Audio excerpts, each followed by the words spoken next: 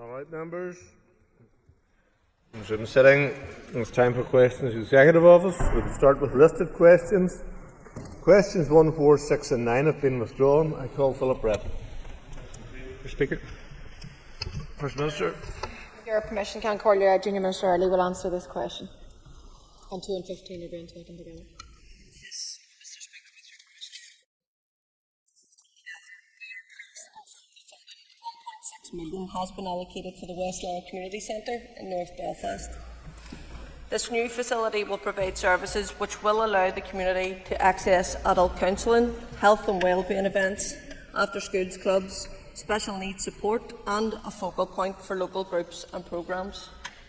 58 Urban Villages capital projects are now complete, including 13 in North Belfast, which includes a range of shared community facilities, parks and public realm improvements. As the project develops, TEO officials, together with Belfast City Council and Department for Communities, will continue to work collaboratively with Westland Community Group to help develop the capacity required to operate the new facility. Mr. Brett. Speaker, and can I thank the Junior Minister for her update. £1.6 million for the Westland Community Centre rebuild will be very welcome. Can I pay tribute to my colleagues who have been to the fore in this campaign? Can the Junior Minister confirm that the Executive Office will work closely with the group to ensure that this scheme is delivered as soon as possible? Junior Minister. Yes, absolutely. Our team will work with the Westland Community Centre to ensure that collaborative approach. Because I think that's really important, particularly when engaging with those community groups on the ground, that they are the best placed. They know exactly what that community needs. And just also to mention that the Urban Villages team will be operating in North Belfast until 2030, and that will allow all capital projects to complete. Urban Villages aim, the aim was to provide additionality to existing provision within the areas, and we have come some way in that regard, and we do continue to work with our colleagues in other departments to understand how support can best be delivered to communities in a way which will be impactful and sustainable. Mr. Kingston. And this is wonderful news. It's been long awaited by the Westland community, and along with my colleague Mr. Brett, I pay tribute to the Westland Community Group and all who've supported them. I want to give a mention for Councillor Fred Gabain and Jordan Doran in particular, and others. They're a very active community group, very worthy of support. And I hope that the Junior Minister and colleagues will ensure the letter of offer goes out as soon as possible. I was checking with the Chairman, he hasn't yet received that, but hopefully it is virtually on its way and will soon arrive. And I appreciate that to be chased. And again, just to highlight, as the Minister said, the importance of ongoing support to the community group on an interagency basis. Minister. So, absolutely, and I also commend and everyone that you mentioned there, because as I said, working collaboratively and collectively with all the people on the ground is the most important. But we're happy to chase up in terms of what the letter of offer is for you. Carl Coolin. I'm delighted as a North Belfast representative that at long last Westland Community has received resources that it's entitled to and it deserves. But could the Junior Minister outline what other projects have been added to update the Urban Villages Capital Programme, please? Minister. Thank you, and I also thank the member for her question, and I acknowledge her interest in this work of the Urban Villages Programme and the promotion of youth relations that you do more generally. And as the member knows, that work on the ground continues, with those local communities playing a vital role in shaping the projects and benefiting from their delivery. Alongside Junior Minister Cameron, from taking office, we have visited numerous sites, met organisations and witnessed the positive changes that have taken place as a result of the programme, both here in Belfast but also in Derry as well. And these projects are the building blocks for a shared, inclusive and welcome society. And I'm delighted to see that there have been 4 additional projects added to the Urban Villages Capital Plan. And those are the School of Music in Donegal Pass, the Market Arches in the Market, Westland Community Centre in North Belfast and the Realm project in Derry. And these additional projects will be great assets and additions to those communities and will enable urban villages to meet the needs identified within the strategic framework for the urban villages area. None. Speaker. First Minister. Our public services are under severe pressure. Demand for services continues to rise alongside growing complexity of need. Funding is constrained and expectations for faster, digitally enabled, citizen-focused services are higher than ever. To meet the needs of all people in our society, we cannot keep doing things the same way. We must prioritise our available resources and transform how we deliver our services. The Executive's draft programme for government sets an ambitious change agenda and includes a specific reform and transformation priority.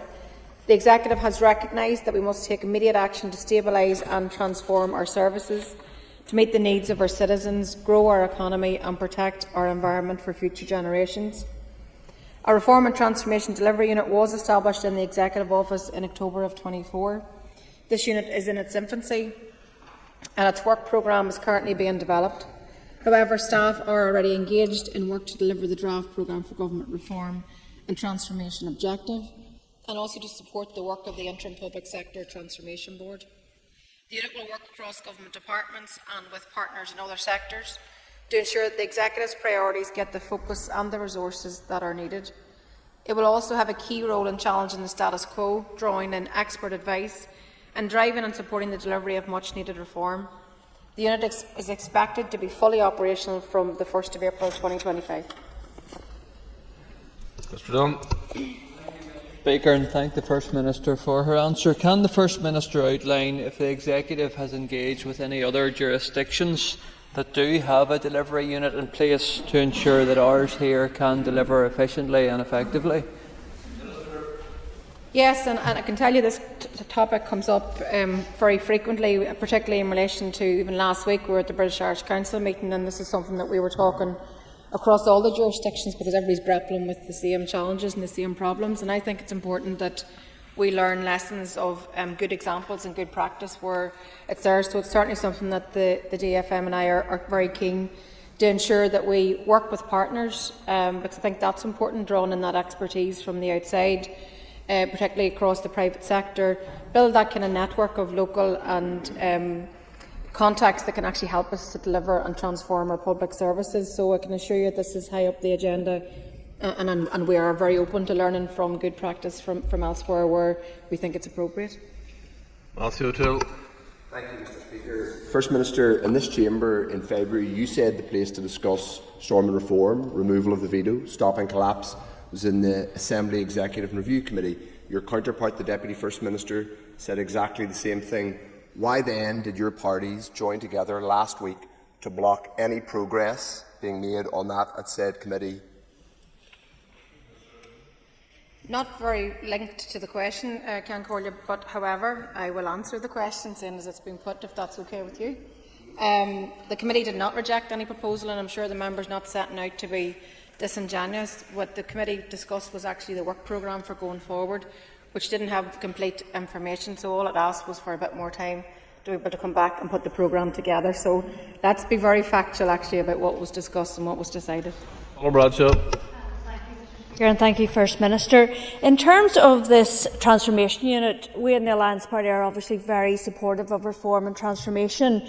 However, how can you ensure that it will have meaningful impact given that the different departments are legally independent? Thank you. Therein that lies the challenges that we have to grapple with. This is something that we have to come to terms with. But I do believe with the new approach to the programme for government, I do believe with the approach in terms of the 9 priority areas that we've identified, I do believe that whenever we collectively come at these things and monitor our progress as we go, then we have to correct how we're going to do the transformation work and the delivery unit. And our officials are at this moment working their way through what that potentially could look like. But I hope, and we will engage the committee on this in particular, we want to have this up and running and fully functioning, and all of us understanding its function by April of next year. And I know the committee will play its role in terms of trying to shape that also. Liz Gimmons.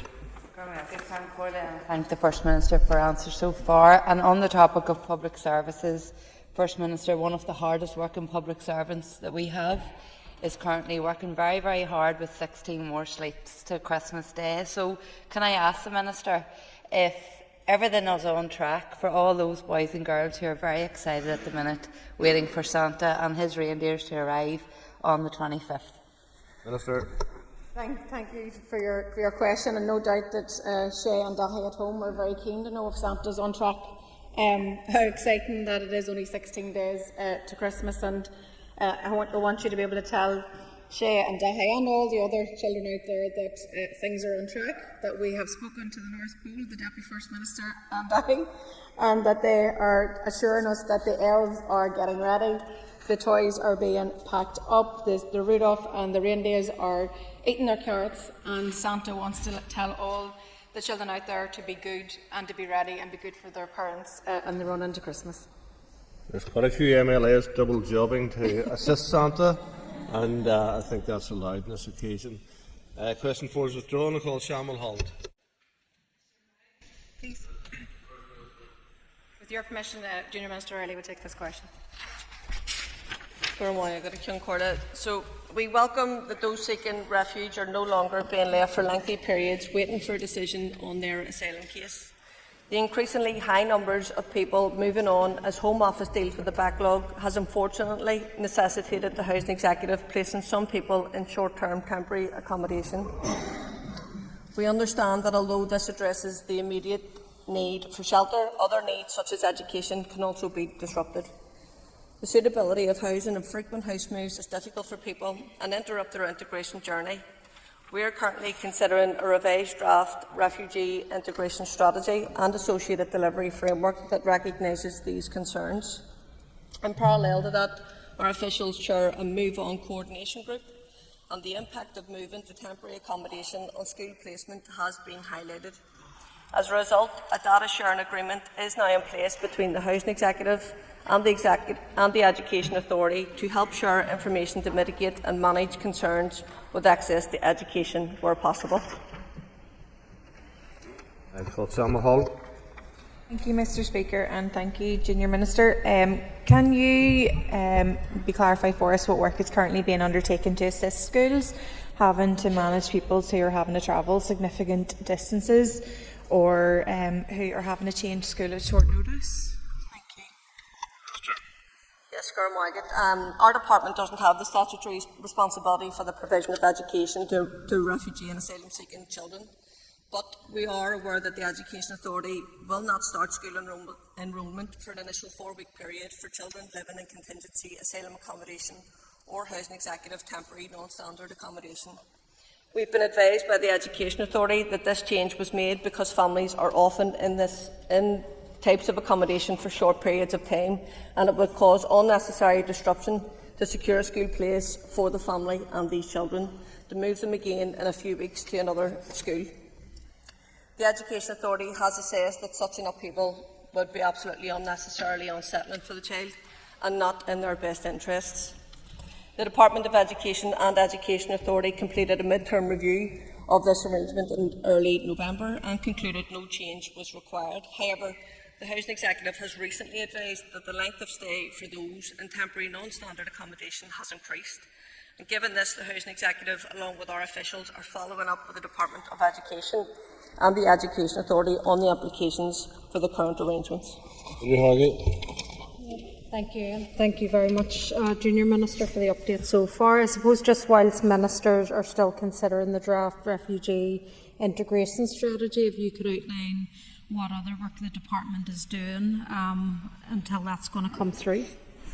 Minister.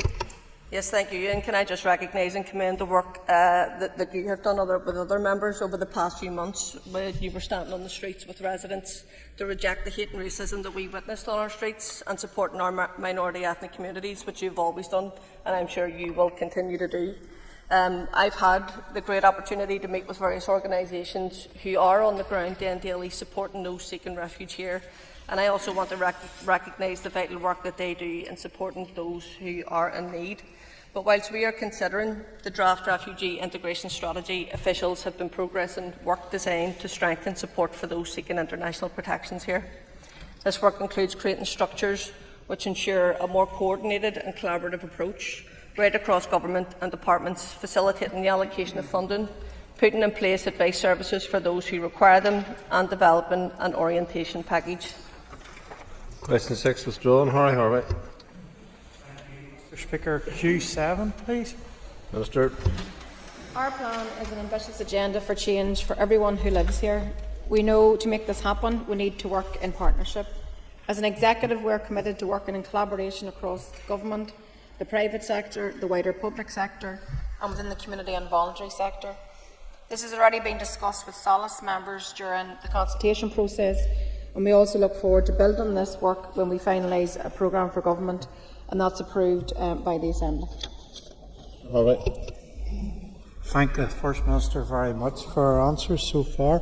Minister, did you say there had been direct engagement with Solace on the programme for government, particular in relation to the future implementation?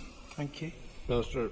Yes, we've had that direct engagement with Solace as we consulted on the programme for government, which the member will know is now concluded, and we've had significant engagement across the consultation process, which we're very grateful for, and we work now in earnest to try to agree the final programme for government and bring it back to this House. But I think it's important that, and we recognise this in the programme for government itself, that if we're going to be successful in delivering the priorities that we have identified, then we must have a partnership working, and that includes with our colleagues in local government. Gary Armstrong. Mr. Speaker, and thank you, First Minister. Can I ask what role the Executive Office has in linking with local government to implement the report of the High Street Task Force, please? Minister. Yes, so I can provide more detail to the member, but I think the last action that we've taken is in relation to writing to each of the individual departments who all have different areas of work that fall within their remit. We've asked them to actually correspond with us to let us know how they intend to take forward those particular actions. So perhaps there'll be a raft of different areas that work across all the different departments. I thank you, First Minister, for your answers so far. First Minister, I welcome your answer in response to that collaboration approach, and not to be parochial. I think there's no council better at it than Mid-Ulster District Council. But would you agree with me that addressing the imbalance, the regional imbalance, is a really important part for us moving forward in terms of our economy? Sure. Thanks for the question, and yes, I do agree. I think the draft programme for government recognises as a priority the whole area of growing our economy, and in particular with regional balance being a key component part of that, but about how we're going to have growing our globally competitive and sustainable economy, and that everybody needs to benefit from that, because that's the prize here, that everybody actually gets lifted up, everybody feels that they're benefiting fairly and equitably in terms of economic growth. So if we're going to be serious about that, then addressing the regional imbalance is crucial. So I welcome the fact that the Economy Minister, Conor Murphy, has brought forward his plan in that regard.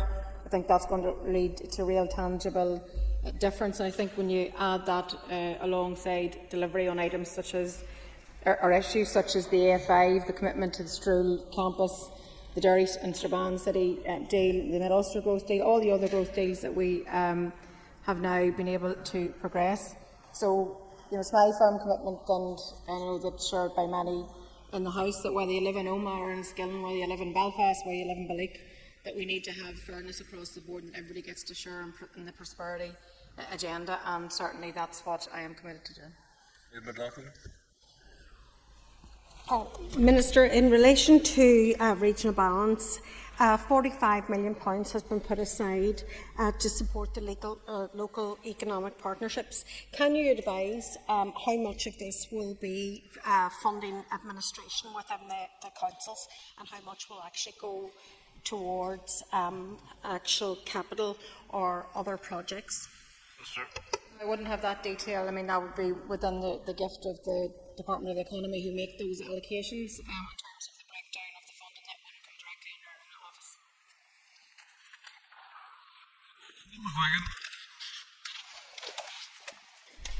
Cash Deborah Hawk. Minister.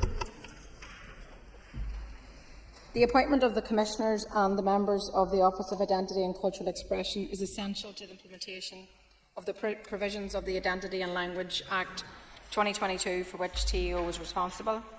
We are pleased to announce that panels have been established and that all 3 competition initiation meetings have recently taken place. This is a significant step in the process.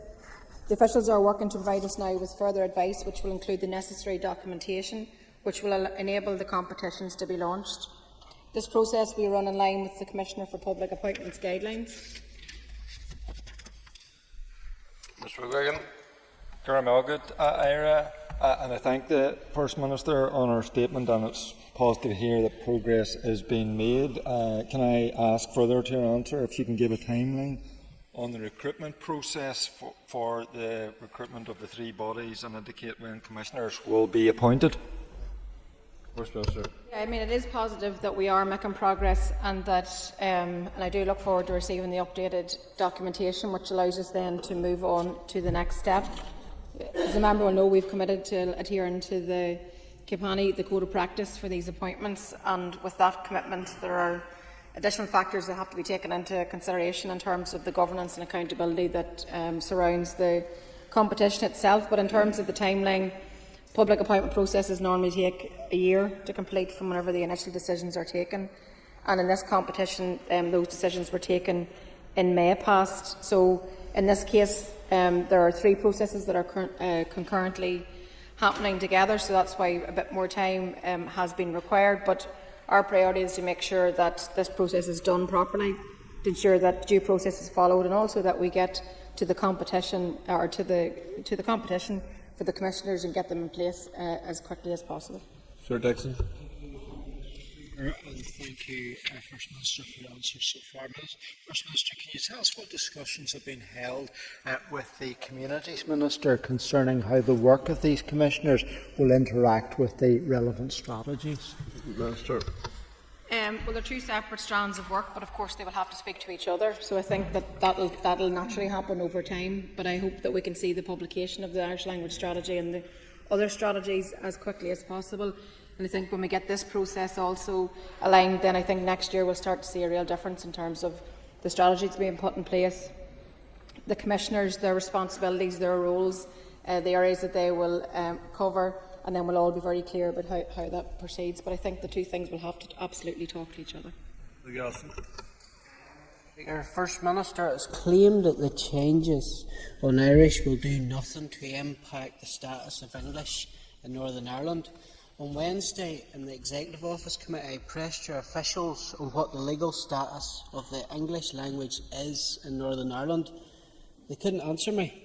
Isn't it the truth, First Minister, that once your office has completed the process of setting up the various bodies associated with Irish, the only language which will have official status in Northern Ireland will be Irish? First Minister. Well, can I just say to the member that the language belongs to us all, and nobody has anything to fear from any language, so we should just all embrace it. Let's create a far better inclusive society. Let's create fairness across our society, and let's not look over our shoulder at the other. Let's build a better society. That's what I'm here for. I'd encourage you to do likewise. Question now is withdrawn. Colin Crawford. Mr. Speaker. The Executive Office is committed to effective consultation and engagement with everyone across society, including children and young people. Officials use a variety of consultation methods and documents that can be made available in a range of formats to ensure they are accessible. Recently, the Department took additional steps to engage with children and young people in its consultation on the Ending of Violence Against Women and Girls strategy, and also on its review of the Race Relations Order. Our officials follow guidance in the Department's Equality Scheme and advice from the Equality Commission when preparing any policy consultation and equality assessment. Where policies are likely to have a particular impact on children and young people, officials also consider whether a child rights impact assessment is appropriate. This assessment, endorsed by the Northern Ireland Commissioner for Children and Young People, aims to embed children's rights considerations at the very beginning of developing legislation, strategies and also policies. The Child Rights Impact Assessment were recently undertaken in terms of the 2024-25 budget, and also the PFG, and as I said, the Ending Violence Against Women and Girls strategy also. We'll continue to use these as an appropriate consultation process where policies are likely to have a particular impact on children and young people, alongside our commitment to deliver and embed our Section 75 duties. Mr. Crawford. Thank you, Mr. Speaker, and I thank the First Minister for answers thus far. First Minister, can I ask, are there any specific youth advisory roles or positions established within your department? Not to my knowledge in terms of being a specific role, but just have outlined some of the areas where, when it comes to policy development, we are in fact engaging with young people. We thought it was particularly appropriate to do it to have a child right impact assessment, get the title right, for the programme for government and for the budget, because all those decisions will have an impact on young people. So we hope that we have the right tools as opposed to perhaps having people in post. But I will actually ask the question if we have anybody in particular, but I think it's more of a general duty on everybody within the department to ensure that our policies are fit to meet the needs of everybody. Thank you, Mr. Speaker. First Minister, the engagement of older people is also very important. Does she therefore have an update on the appointment of the Older People's Commissioner, with the current Commissioner actually leaving his post today? I don't have the update with me, but I'm happy to write to the member. But I can assure her that her own voice and others representing older people has been heard as part of the programme for government consultation, and we look forward to being able to advance the draft consultation. First Minister, do you agree that involving young people should include giving them the right to vote at the age of 16? And what steps have you taken since coming to office to make that happen? Unfortunately, electoral legislation is not under the remit of the Executive Office. I can tell you that as a party representative, I absolutely advocate votes at 16, and I don't think there's agreement across this House in terms of that topic, but we've had a debate, we've had the discussion. I certainly, individually, would always be an advocate for votes at 16, including legislative changes. Let's hope we get there someday. I think our young people should have a say and a stake in what we're doing here. Thank you. Mr. Speaker. Minister. 7 executive bills have begun their passage through the Assembly, and it's our expectation that, subject to the consent of the Assembly, all the bills included in the Executive's initial legislation programme for 24-25, which was announced back on the 23rd of May, will be introduced during this 24-25 session of the Assembly. Some slippage is, however, likely to the introduction of certain bills within the timescales that were originally estimated. Further bills will be introduced in the first quarter of 2025, but we share the Assembly's disappointment that there has not been greater progress to date. However, it is important for the underlying policy issues to be resolved and finalised so that a bill can be presented to the Assembly in as complete a form as possible. We intend to make a statement to the Assembly on the full 24-25 programme in the new year. This will include an update on all of those bills that are already being announced. We're going to continue to work with executive colleagues to ensure that outstanding bills are introduced in a timely manner to meet the commitments set out in the Executive's legislative programme. Speaker, Minister, you're very keen to talk about Santa Claus's delivery. You haven't been so keen to talk about delivery of the executive legislation programme. And to be clear, you referred to it as the programme for 24-25. You didn't call it that whenever it was published in a statement to this Assembly. It was the executive legislation programme for 2024, a year which is about to end. To confirm, you set yourself a low bar of 18 to 19 bills. You will fail to reach even half of that number. Can you account for why the Executive has failed to reach even 50% of the modest legislative programme that it set itself? First Minister. Well, I'm very keen to answer any of the questions that are put to me, but I don't think it's appropriate. I can't get into the ins and outs of why other individual ministers haven't brought their legislation, some of which I'm aware of, some of which is still because of policy development issues. Some is going to take a little bit longer. It may be the other side of Christmas before some things are advanced compared to when they were initially intended.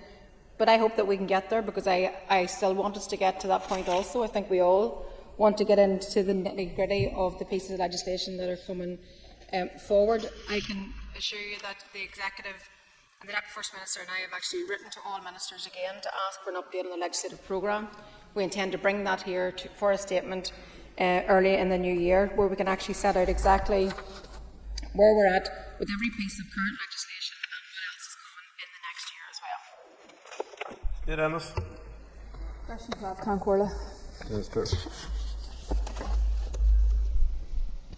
Following a public appointment process, we have agreed the successful candidate for the post of chair and 3 successful candidates for board member posts, but we're currently considering the paperwork to make the formal appointments, and we'll announce this when letters have issued to the candidates. Dennis. And I thank the First Minister for her response. As the First Minister knows, Victims and Survivor Services also plays a key role in the provision of support services for victims and survivors. So does the First Minister agree that making sure there are adequate support services for victims and survivors, that should be a crucial area of work for any incoming chair and board? Minister. Yes, absolutely. I mean, the support processes or services are absolutely vital to support victims and survivors across a whole range of areas. We want to ensure that everything that we have in place is appropriate. You know that we've just launched our victims and survivors strategy. That is out now, when we sets out very clearly the area of work that we're focused on in terms of that holistic approach to supporting victims and survivors. So I'm hoping that we can get this issue people into post as quickly as possible, and that we can get on with supporting victims and survivors. William Murphy. Questions with me? Minister. On the 18th of November, along with the Agriculture and Finance Ministers, we wrote to the Chancellor, urging her to reconsider the decision and ensure agriculture and business property reliefs are retained as they currently apply, and the ability to pass down a family farm from one generation to the next is protected. Taxation must be fair and proportionate, placing a large tax burden on farm families to the extent that a significant number of farm businesses cannot continue on the death of the owner could not be described as fair or proportionate. Farming and agri-food are key sectors to our local economy, ensuring vital food security, and with family farms the backbone of our local agriculture sector and local rural communities. There's no doubt that these changes will have a disproportionate impact on family farms here compared to other jurisdictions, given that we have some of the highest agricultural land prices. We also attended the rally arranged by the Ulster Farmers Union to show our strong support for the farming community.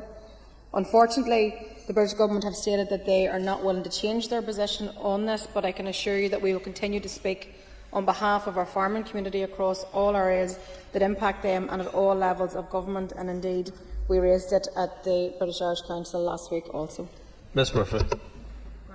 Cancunian, I'd like to thank the First Minister for her answer. Would the Minister agree that this decision made by the British Government totally fails to reflect the unique circumstances and challenges faced by many farm families in the north?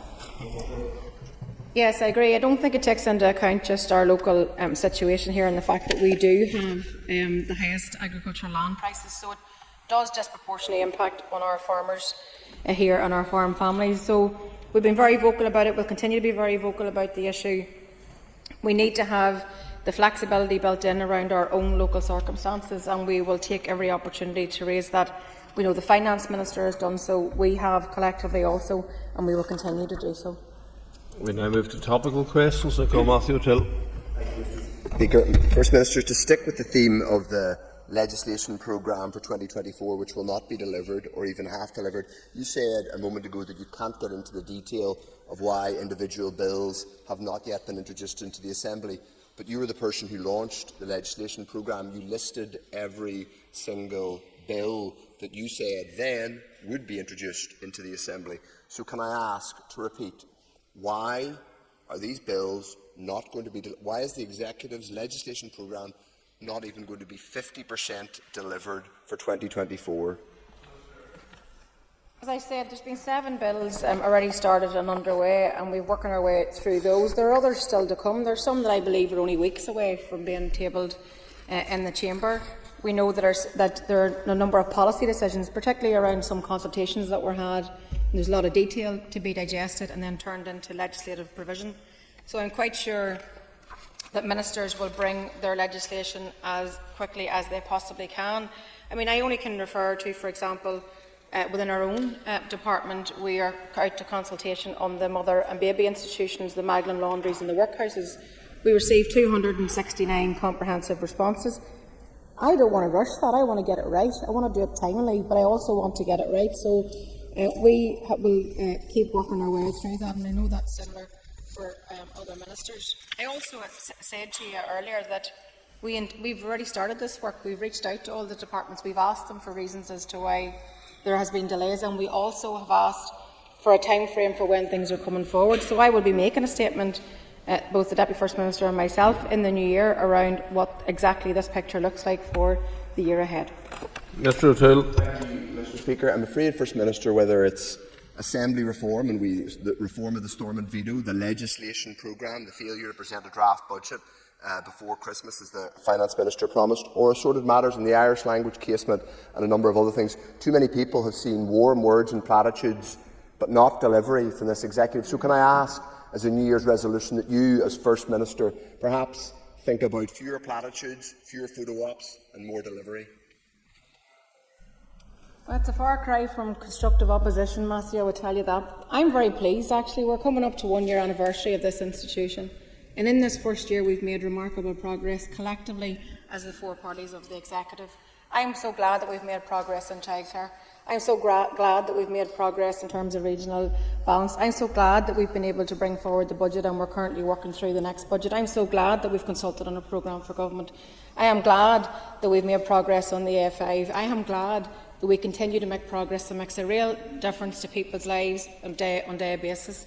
And I think whenever we reflect on all of that, we need to just keep doing it. We need to keep doing more of it, and I want to do more of it, and I will work with everybody constructively in this chamber to ensure that we deliver for the people that we collectively serve. I think whenever we reflect on what we've been able to achieve in this first year, I look forward to the next 2 years of this mandate to see we actually deliver even more in terms of what we set out we wanted to achieve together. Peter McReynolds.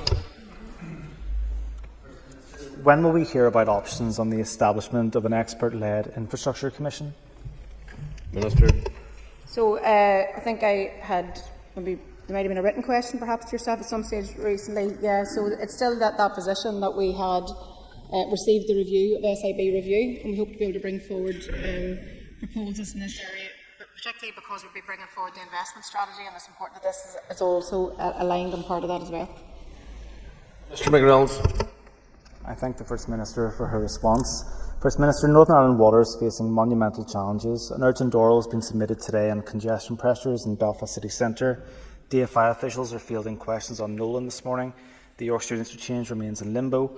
Will we see an options paper tabled for a decision by the Executive in January or even the first half of next year? Sure. I missed what you said. An options paper in relation to wastewater infrastructure. Yeah, well, I know there's an urgent question for DFI today as well, but I think that this is one of the biggest issues I think that we have to grapple with as an executive. Investing in wastewater infrastructure is going to take huge investment after decades and decades of underinvestment in our infrastructure.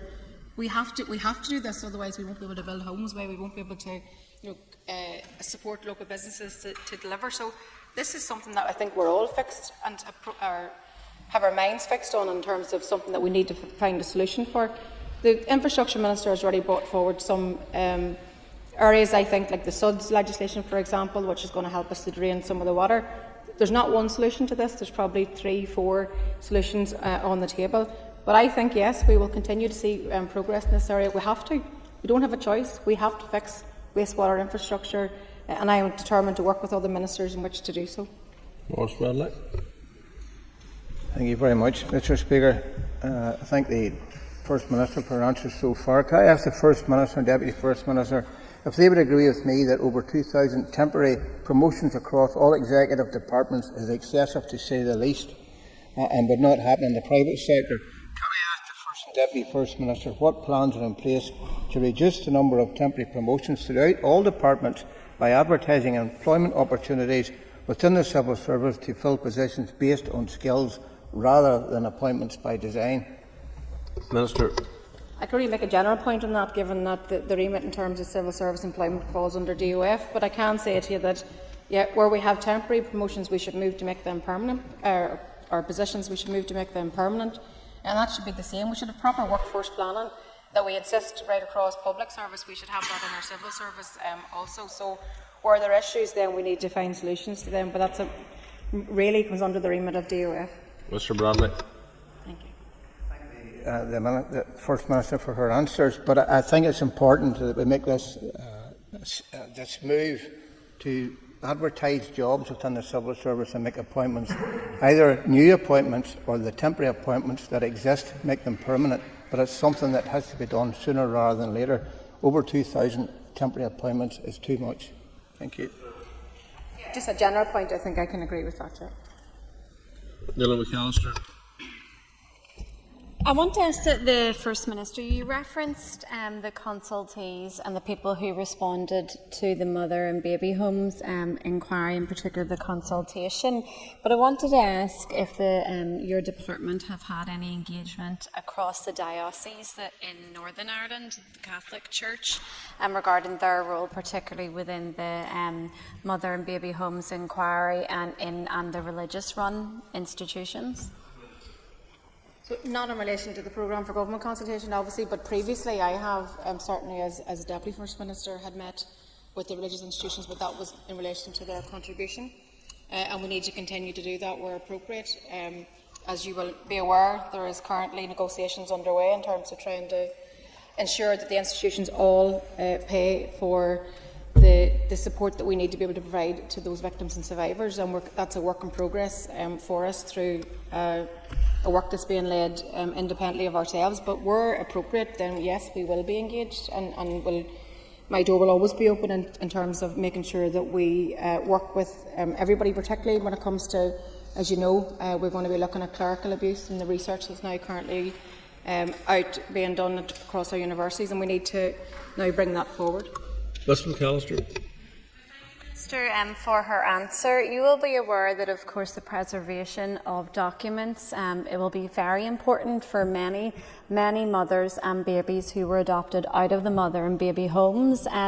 But there's other preservation of documents that needs to be maintained, and particularly those held by the Catholic Church that I previously mentioned on the floor of this House. And could the Minister then confirm whether her department has issued any correspondence to the relevant bodies to make them aware of the law that was passed in the previous mandate regarding the protection of those documents, and whether there has been positive correspondence in response to that? So that I don't give you misinformation in terms of who exactly we have contacted, but I have no doubt that that was work that was followed up, given that we had this protection, and I can assure you that we raised this issue because, as we know, this is an issue right across this island. We raised this again at the North-South Ministerial Council also, because it's important that right across both jurisdictions these records are protected and that there are no more diminution to them. So I can assure you that we're still working on that, but I'll write to the member with more information. Tom Buchanan. Mr. Speaker, First Minister, can I ask what was your motive for seeking to contact the chair of the TEO committee prior to your meeting with the committee the following day? Well, sir. Sure, I've dealt with this in the committee itself. Mr. Buchanan. I don't think I can thank the Minister for a response, but what I would say, would the Minister agree that these actions were wrong and would be perceived as a bid to influence the chair of the committee to achieve her desired outcome, to close down the opportunity for committee members to conduct their scrutiny role? And will she commit to refraining from such actions in the future and be open and transparent in all cases? No, I don't agree. Pat Shane. Corla, could the First Minister update us on last week's British-Irish Council meeting? Yes, the Deputy First Minister and I and the Economy Minister and the Agriculture Minister all travelled to Edinburgh to be part of the BIC meeting. The Taoiseach, the Taoiseach, Prime Minister, Scotland, Wales, were all there, and it was a conversation in terms of the just transition financing, the just transition, something that we're all, I suppose, all faced with the same challenges, but also with the opportunities that come with green growth. So it was a hugely important opportunity for us to discuss issues facing ordinary workers and families across these islands. We were able to raise our own approach and to discuss our own approach in terms of what we're doing here in terms of the climate agenda, but also equal to that we were able to make the case around what we're trying to do around developing our budget programme for government and making the case directly to Prime Minister Keir Starmer that our public services deserve proper funding and that we need a proper funding model. We made the case for public sector workers and that we want to continue to transform our health service, to invest in making childcare more affordable, improving our education system, but to do so we need a proper funding model. So we took the opportunity at the BIC meeting also to make those cases as well. Mr. Shane. Agad a ceann comhairle agus go buchas leis an céadara asach de Fragra. Would the First Minister agree that the North, South and East-West bodies are important pillars in the architecture of the Good Friday Agreement?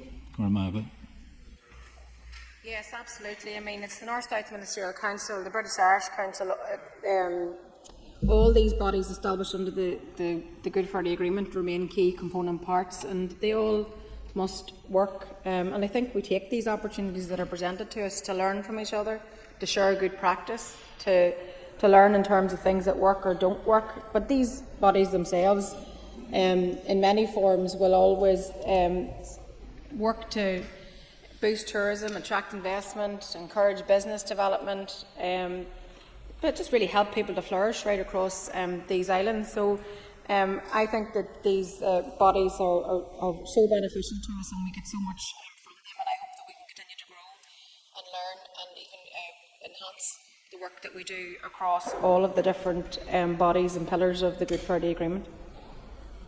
Mr. McHugh.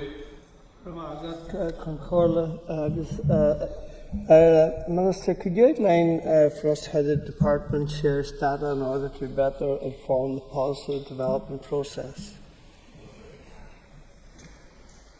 So we work right across to try and share as much information as we have, because I think each department holds different information, but we now, I think, as part of the Programme for Government Development, the fact that we now have a portal where you can go on and actually look at different data, I think that's important, because I think that we need to be able to measure our progress, learn where we're doing things right, adjust when we're perhaps not doing things the way we should. So I think ensuring that we have the most up-to-date data, that we use digital innovation in terms of things that we do also, I think is going to be important, that we improve how we actually do policy development based on the very up-to-date data that we can have.